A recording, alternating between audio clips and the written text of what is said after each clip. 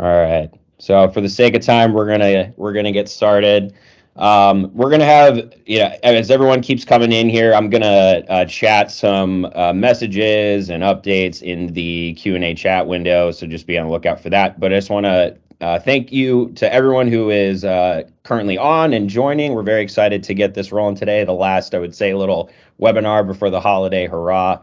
Um, Towards the end, we will have some time for Q&A. If you have questions, please chat them so I can get them over to Hope at the end of today's session. So without further ado, I'm going to pass the mic to Hope and we're going to get started.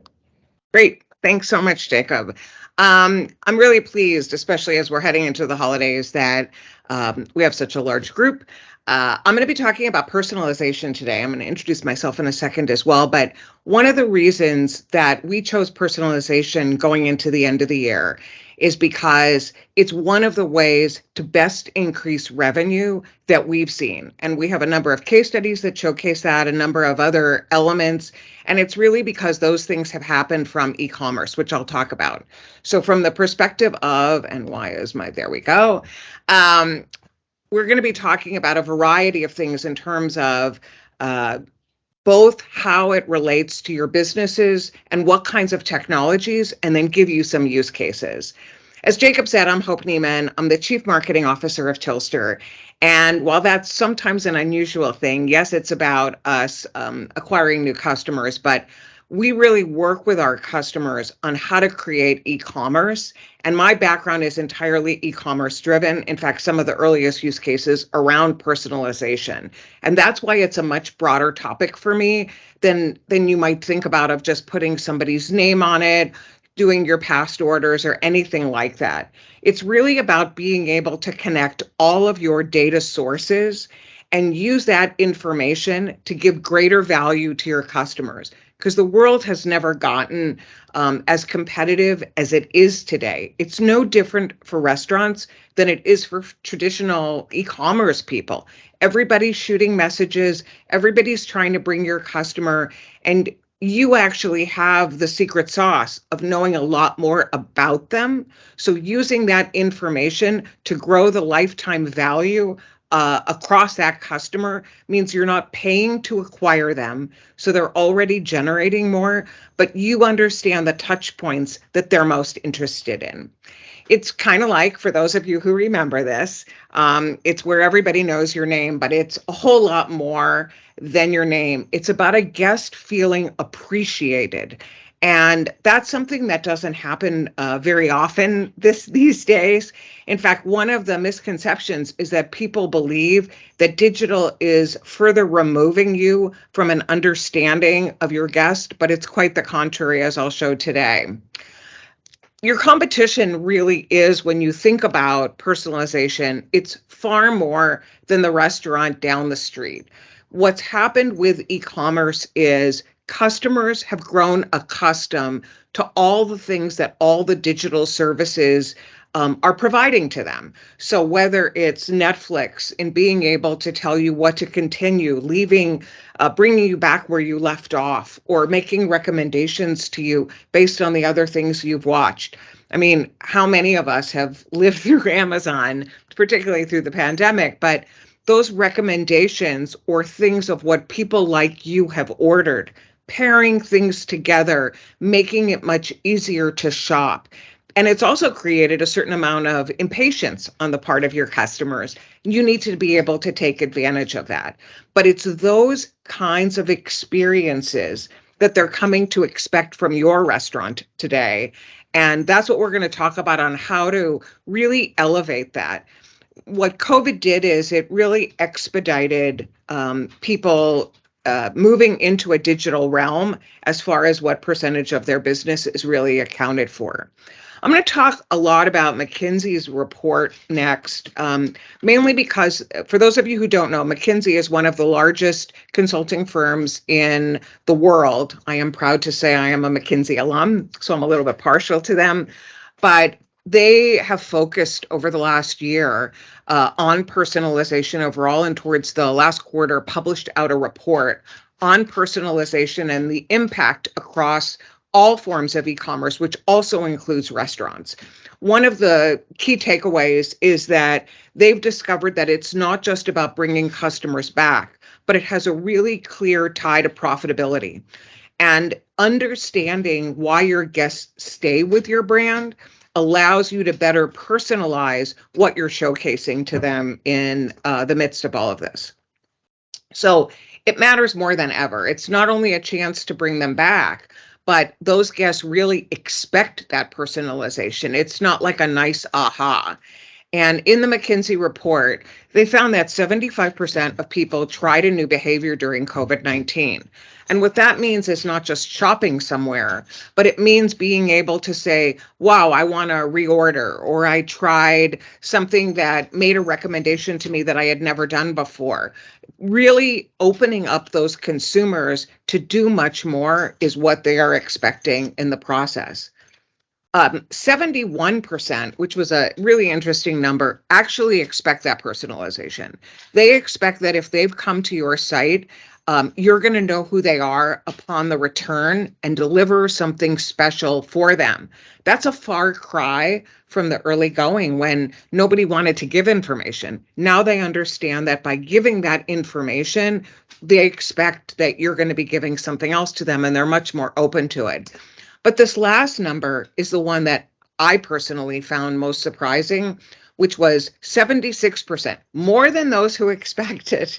But literally 3/4 of these people get frustrated when those experiences are not on there. They're busy hunting around sites for how to create that account, how to be able to track where things are, really being self-sufficient, but from the perspective of what is true about them tied to your brand.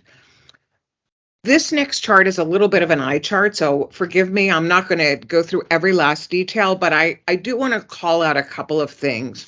And just to position this shows the importance of personalization to guests and what percentage of people did them.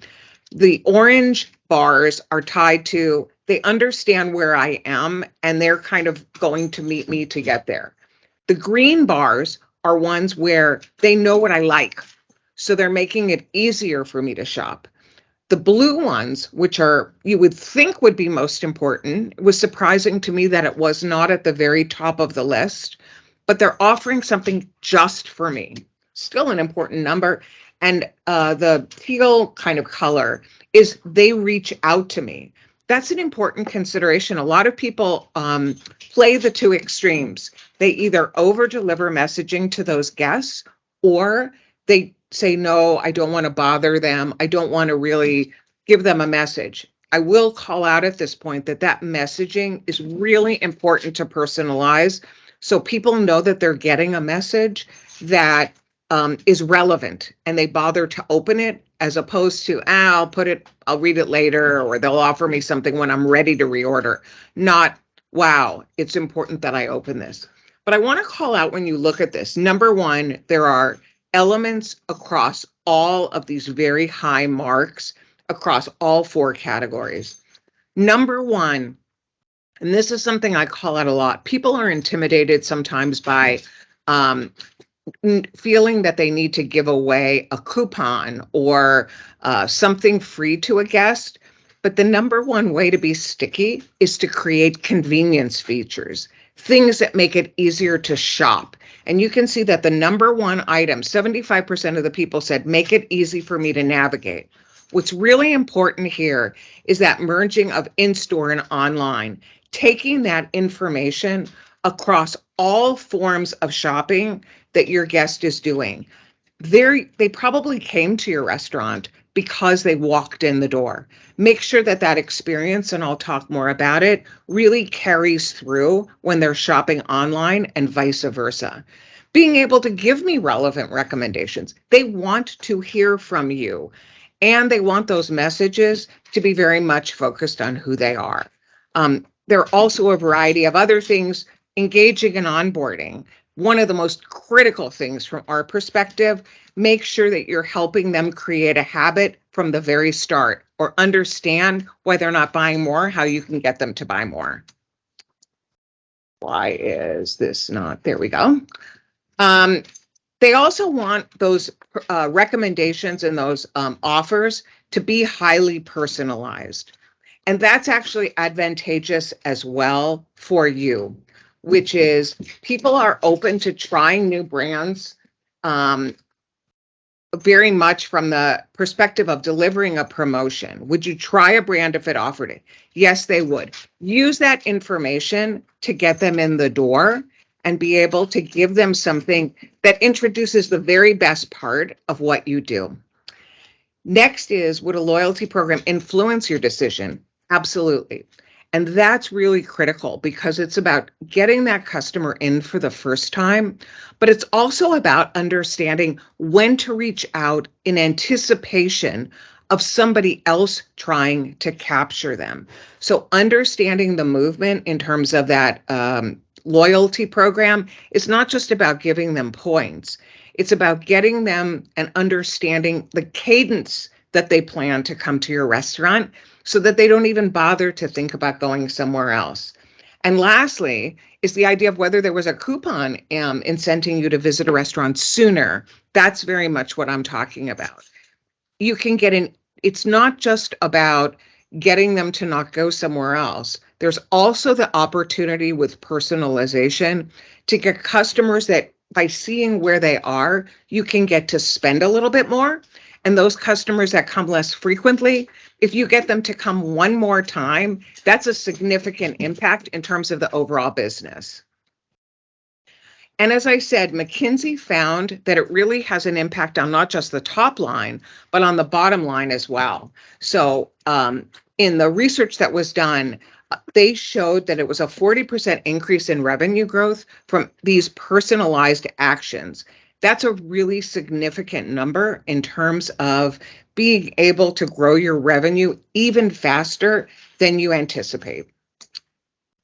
So what kinds of technologies do you need? I mean, I know that sometimes these elements can be a little intimidating to people. So what do you really need to make it happen? First thing is a customer data platform. And what a customer data platform is necessary for is that it lets you capture all the data and target your guests based on everything you know about them. So imagine it all going into a bucket, but you can slice and dice that information in any number of ways in order to be highly specific. And by programming it or automating it, that lets you not have to spend hours, as people used to, looking at the information and deciding who to offer things to. So you can help provide preferred menu combinations, what things go well with what other things, and have them automatically come up on a menu. You can reach out to them at their favorite ordering time. So when I talk about it being in anticipation of it happening, you can, if you've noticed that a customer's cadence is they tend to order for dinner on Tuesdays, sending them a message Monday night or Tuesday morning is a very good way to be able to bring them back. The influence of things going on, look, we've all lived through the World Cup, but being able to know that people might be staying in to watch those games, things that are highly specific to somebody who, based on other data, you may know because you can import data into it that they may be interested in sports, and even very store specific things. So as franchise operators want to get more aggressive, being able to help them target their customers, or better yet, use it as a testing ground. But it really lets you upsell, cross-sell, do a wide variety of things across the platform. The more components that you attach onto a CDP, the more actions you can actually take. Part of that is, what does your ordering platform do? Does it enable you to be attached to that CDP that I mentioned a minute ago? Because that lets you configure your menu flow in a very different way. So we've all seen ordering that's pretty standard, the third-party providers, it always looks the same. But when you have a CDP, you can manage individual orders if it's attached to it, but also your ordering flow should be able to have some intelligence to it so you understand that guest. Do you want them, if your store items are very customizable? Allow them to automatically save everything they've customized in your restaurant. That's one thing that's really valuable in that personalization. So I could go to Hope's category and see everything that I've already done, as well as the orders that I might repeat. Do you make them have to eliminate it if they didn't take everything that was in a previous order, or even more so, do they have items that if you want to add something to it, you're able to make it happen? And personalizing this, calling out their name, do you want this again, are ways to make it, wow, this brand not only understands me, it is so much easier for me to shop at this brand. Also, the last thing I want to mention about the native platform is make sure that it feels like your brand is. You don't want somebody to have to order in a way that doesn't feel like who you are, because that makes it that much easier for them to go somewhere else. Let me give you an example. When you go to Chipotle, everybody knows the order in which you buy things, how you're breaking them up. You don't want to just give them a big laundry list. That isn't what they expect from your brand. And that also lets you automate the processes and make better use of the people that are in the restaurant in order to take advantage of them. And that next ties to customer engagement. Are you retaining these people? Are you bringing them back? It's really about communicating your brand at the right time, in the right place. What format are you using? And the right kinds of messaging to improve that lifetime value that you're getting from them. It also lets you improve your ROI. So if you're targeting coupons to everybody all the time, you might be giving away dollars that you don't need to give away. If you can target those to people that are perhaps they only come when there's a coupon. Make sure there's always a coupon targeted to them, but make sure it's something that's tied to a great gross margin. If you look at your average customer, your occasionals, those you know are going elsewhere, and target coupons that encourage them to come 1 or 2 additional times in a year, that makes a material difference to your bottom line on this. And being able to get customers that you know have a little bit of headroom. So if you take your customers that spend the least and encourage them to spend just up a little bit more, the next band and the next band, what you're doing is you're making it attainable and giving them a reason to come in. Also use a little bit of psychology. If I get you to come in for a free drink and it's the middle of the day, chances are I might also go ahead and purchase a side dish. I might order fries. I might order something at a full price. So the value that comes out of those is really very different as well. And you're looking to create messages that they really want to hear from you. And that, at the end of the day, ties back to the data. Do you have all the data that you need to make those things happen? Do you have predictive analytics that help you tailor those messages by what you're actually seeing across the boards? And in e-commerce itself, we see that those actions have an impact. When Netflix creates something that is meaningful, Bridgerton, it's a must-watch element, but it's also that continue watching. So the idea that you're going to come back to them over and over and over again. Also, e-commerce stores give you, we've all seen it, certainly over the last couple of weeks, hey, we're about to open this up to everybody, but we're giving you a head start before we sell out. They have knowledge about you and are taking advantage of it. Give those customers an opportunity to get a new LTO before anybody else does, and create better product recommendations that allow you to improve things like the click-through rates on specific products. The more you know about them, the more you can use elements in what they're doing. So how do you create things specifically for yourself? And that's really about this not being a template. First thing you can do is you can create some personalized recommendations, not just on your own, but using AI to do it so that it continues to get more and more relevant. In other words, taking in not just what you know about a guest, but what do you know about that store? Because you may think all your stores sell the same items or the top item might be most important, But we see over and over again, there are some massive differences in terms of what the best sellers are. And we've proven that actually out to our customers. What's trending? Have you just introduced a new item that's suddenly taking off? Are you able to incorporate that into the personalization? And then taking that information for cross sells, upsells, opportunities to be able to generate more bottom line revenue for yourself. Another is being able to use messaging that makes you feel special. And that's more than just saying happy birthday.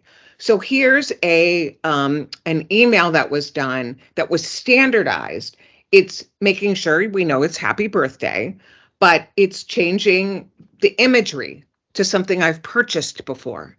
It's changing knowing where I am in my loyalty points, being able to give me a message that's telling me what to spend. Those are all sort of innate triggers that guests have gotten used to and expect from your restaurant as well. Segmentation, I alluded to before, also critical, but make sure that they know at times that they are being segmented. So if you look at the image on the screen, that's just for you. That coupon was offered and created just for who you are. And if you can create some urgency to it, there's that whole FOMO aspect, especially if you do it at the time that the restaurant's pretty empty. Give them something to come in between 2 and 4 if you are primarily a lunch or a dinner restaurant. Those are all incremental ways. And if it's a higher value, it doesn't matter if you're giving away more. You're getting them to come in at a time that they hadn't done it. And that's how you increase your ROI and your bottom line impact. And make sure that your customers also have the same capabilities across your new multi-channel world. So if you offer something only for coming into the restaurant, that might be a very good reason to do it. You want the restaurant to get visited. You want to give them an experience they haven't had before. But if you have something, for example, like a coupon, you don't want to discourage them from not being able to use it on something like a kiosk. So being able to take those cross-sell and upsell opportunities to leverage them across all your data and respective platforms is a way to do it. This was an example where we're able to take a loyalty program and allow them to use the elements in their kiosk itself so that you're not forcing them to go to the counter, creating that line and taking away from what the kiosk itself is able to offer. So how do you really get this thing started? I mean, I've thrown a lot of information in a short period of time at everybody. It's really important that you not feel intimidated and you take those baby steps. Start to see what works and not everything well, and then expand upon it. So find the things that are easiest to implement, maybe recommending an item that goes together very well with something else you have. Also, don't always do what your competitors do. Number one, they don't have the same information about your guest. That may not be what guests are willing to do. Find what's really unique about your brand and what that guest loves about it and leverage that. And the more you can connect everything, now not everything can be perfectly connected. If you have different partners that you work with, make it as strong as possible. There are people like us who can enable a lot of those pieces even in one place, which has all of it. But even without that, there is a lot that we can offer back to your guest. I showed the recommendation engine before, for example. That's a service. So we can offer that to our own customers. We can offer that to any number of people and tie into their other use cases. But personalization, I believe in 2023 in particular, is going to be the number one way that restaurant brands are going to be able to retain those guests, especially as they start coming back into the restaurant also, but continue to use all of these digital services to create a much healthier ecosystem. So Jacob, I know we have a couple minutes. I don't know if we have questions that have come in.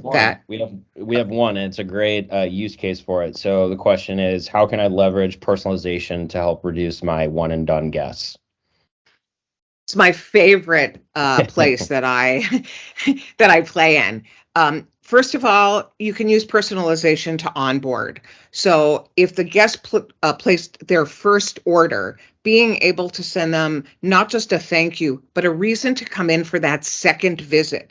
And being able to track what the time is that your normal customer comes in for a second visit or a third visit on it. Create different incentives to see if they are. Start with just a message. Next time, come back and offer them a little bit of something in order to repurchase from the guest. But make them feel valued. That's the number one thing. And that's really all about how that messaging ties back to it, understanding the time frame to bring them back. That is all we have from the gallery. So unless if there's anything else, we can give a few minutes back today. Just to let everyone know, though, this was recorded. We'll make sure to polish this up and get this out to everyone in case you want to rewatch it, or if you know of others that couldn't attend today. So we want to thank everyone for showing up. Hope if there's anything, final comments from you, I'll let you finish. The one thing I want to say is, please don't hesitate to reach out to me. I am on virtually every platform on social media you can name, but certainly here at LinkedIn. And I'm happy to respond. I'm happy to provide advice. There's a lot that we do. There's a lot that we don't do. And a lot of partners that we work with that we can suggest on there as well. But we would love to work with you. And we look forward to the next one of our little live webinars. Absolutely. Thank you, everyone. We will see everyone next time, and have a great Christmas holiday. Thank you so much. Bye. Bye.